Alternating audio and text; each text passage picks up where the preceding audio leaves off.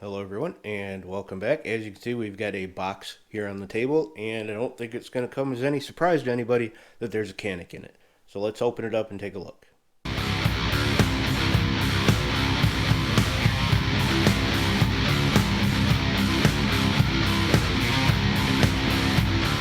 Alright, let's open up this Canik box and see if there's actually a Canik in it. Though there might be a Janik in it, or a Janik, or however it's pronounced. I think even Canik has started calling it Canik.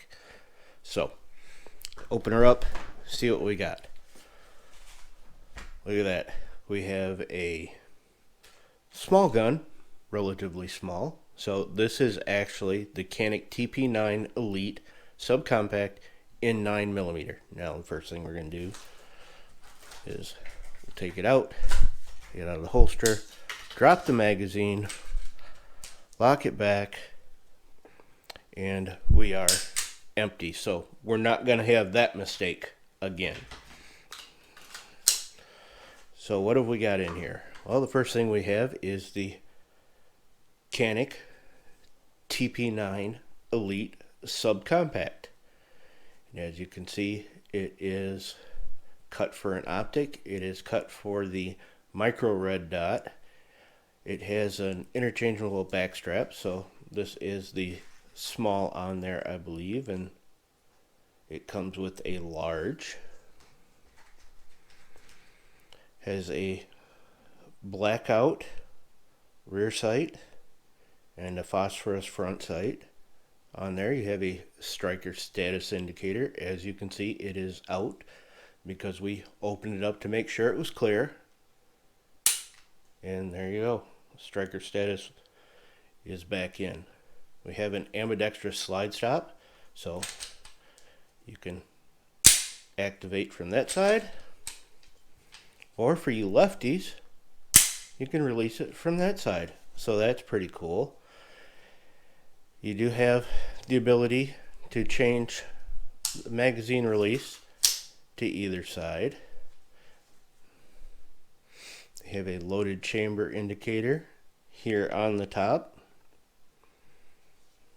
We have front slide serration, so if you want to, do a press check, don't press check. You're not an operator. Don't press check. We have a Picatinny rail on the front. We have a tungsten color Cerakote over a nitride slide finish.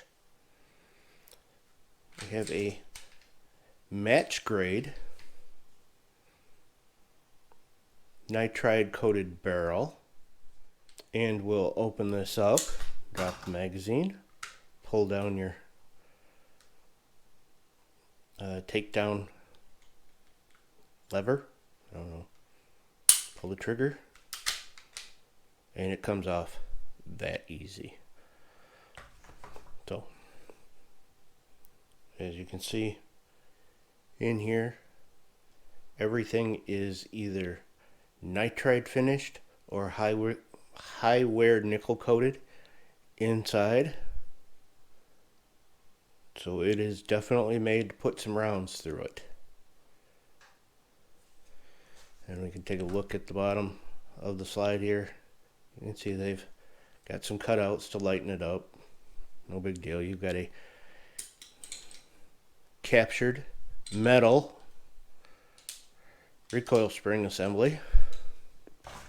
And to put it back together, just line it up right there. Pull your slide back, function check.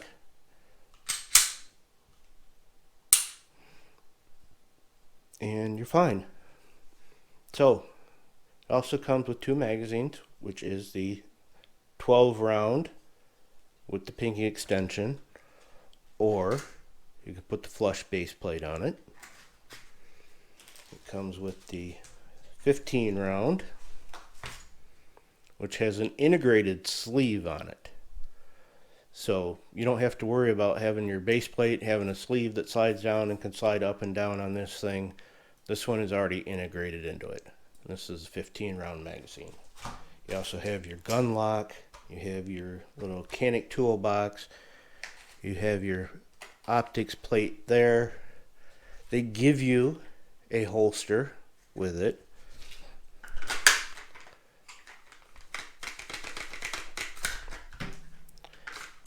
Probably need to tighten up the retention just a little bit on that, but other than that, it is okay.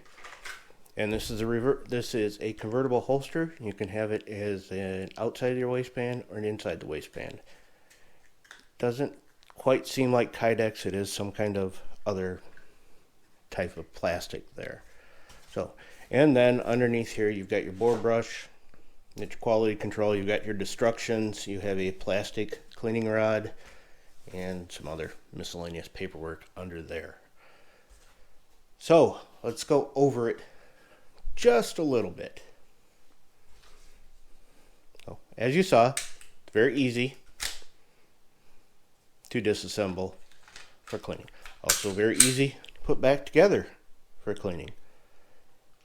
There's a dingus on the trigger for you, and we'll check it again. We are empty. You get your dingus on the trigger, so if you're out here, your trigger isn't going to go anywhere. There's your trigger pull, which the average of 5 pulls on this was 3 pounds 15 ounces. And there's your trigger reset and your trigger pull.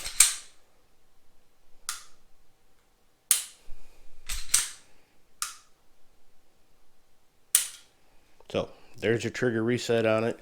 The weight empty of this was 1 pound 9 ounces with the 12 round magazine in it. With the 15 round magazine, it was 1 pound 9.4 ounces. The weight loaded was 1 pound 14.6 ounces. That was with the Sig Sauer 124 grain V Crown. And it was 12 plus 1. So, and loaded with the 15 plus 1, it was 2 pounds 0.3 ounces. Again, with the Sig Sauer V Crown 124 grain. Now, if you don't want to use the Canik, Shaniqua brand holster that comes with it, I did bring out my little on the waistband for an XD. It will fit in an XD holster.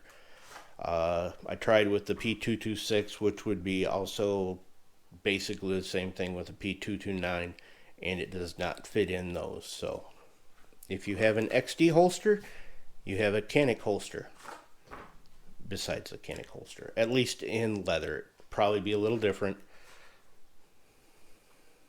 if it was a Kydex holster. Did not fit in a Glock 19 holster. The trigger guard was way too big to go in there. So there is a quick tabletop look at the Canik TP9 Elite Subcompact. Hope you guys liked it. Like, share, and subscribe this video. And until next time, stay armed, stay vigilant, stay safe.